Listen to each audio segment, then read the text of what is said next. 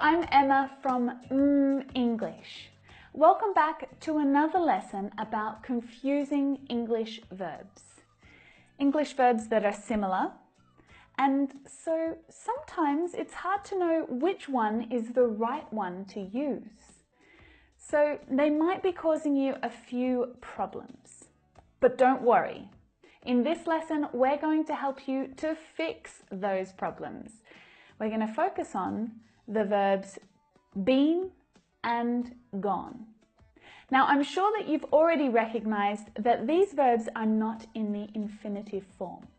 They're the past participle forms of the verbs to be and to go, which are both irregular verbs.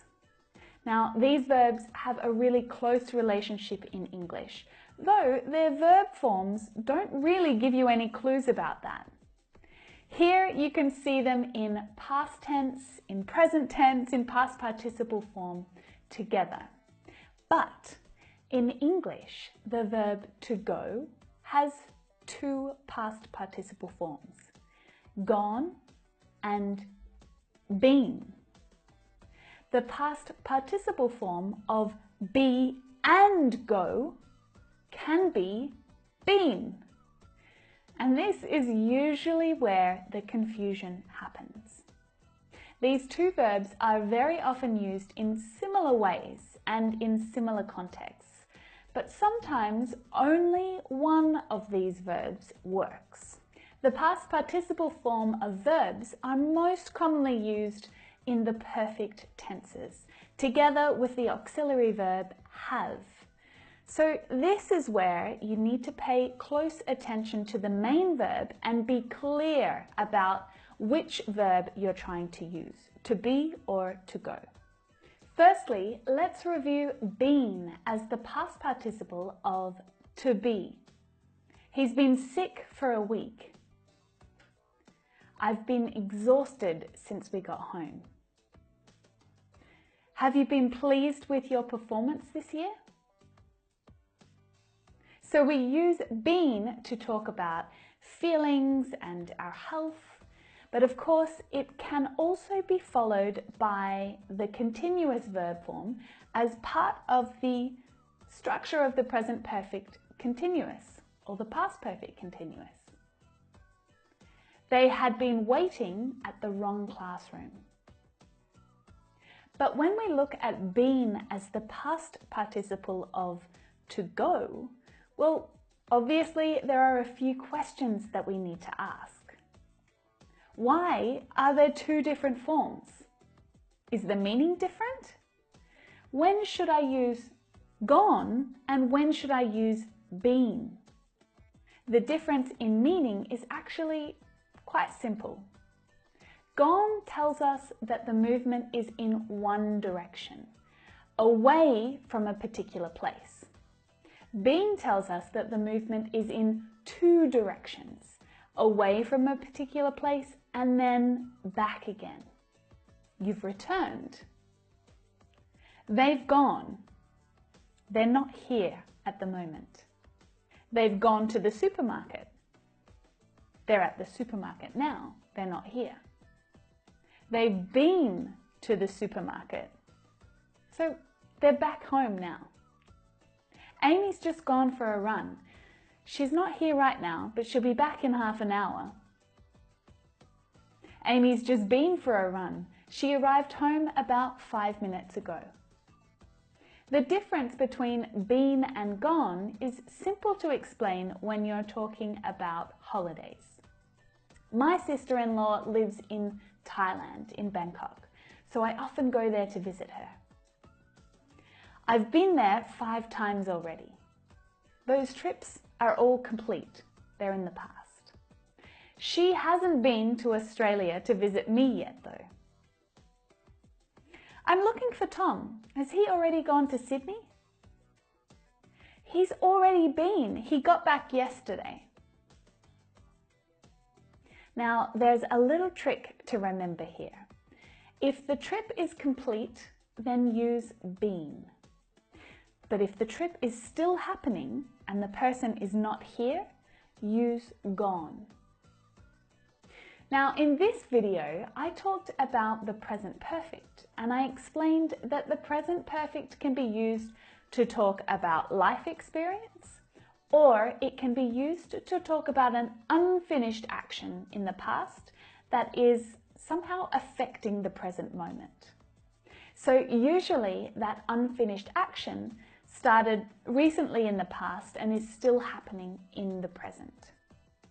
That past action is affecting the present moment. So these grammatical differences can help you when you're choosing whether to use been or gone. So use been when it's something that happened in the past, it's part of your life experience and it's finished. I've been to Spain. I'm not there now, but it is part of my life experience. If it's about life experience, then been is usually the correct choice. Now, gone is the one to use when it's an unfinished action that started in the past and affects the present moment. My mum has gone to Spain. She's not here now. It's a past action that is affecting the present and it's unfinished. So there are some common mistakes that English learners need to avoid when they're choosing between been and gone. So for you, don't use gone when you're talking about yourself. I've gone to Japan. No, I haven't, because I'm right here. I'm not in Japan. You also can't use gone to talk about someone else who is actually with you at the time of speaking. It just doesn't make any sense. Most of the time, ever and never are used to talk about life experience. So usually they are used with been instead of gone. Have you ever been to Australia? I've never been to Russia. Okay, so are you ready to practice a little with me? You need to choose been or gone. Tim has to Melbourne for the weekend. He'll be back on Monday. What do you think? Which verb is the correct verb? Tim has gone to Melbourne for the weekend. He'll be back on Monday. He's not here right now, so he hasn't returned yet. He's still there. He's still in Melbourne. Has your dad ever to India with you?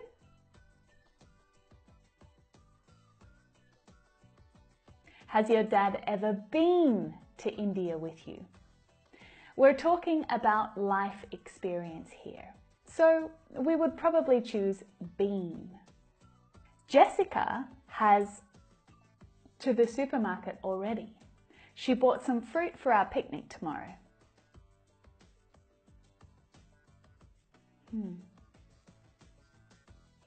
Which one is it? Been or gone? Jessica has been to the supermarket already. She's bought some fruit for our picnic tomorrow. It must be been because we know what she bought, so she must have come back from the supermarket and told us. Okay, well, I hope that that lesson was useful for you. Just remember that been is used to talk about life experience, about trips and events and things that have happened in the past but are not still happening now. And gone is used to talk about a current trip or event when someone is somewhere else. They haven't returned yet. If you enjoyed this lesson, make sure you subscribe to the English channel just down there. I make a new English lesson every week. And if you subscribe, you'll find out as soon as it's ready for you. Right now, you should probably check out this lesson right here about the present perfect so that you can practice what you've already learnt in this lesson. Or you can check out some other lessons right here. Thanks for watching, and I'll see you again next week. Bye for now.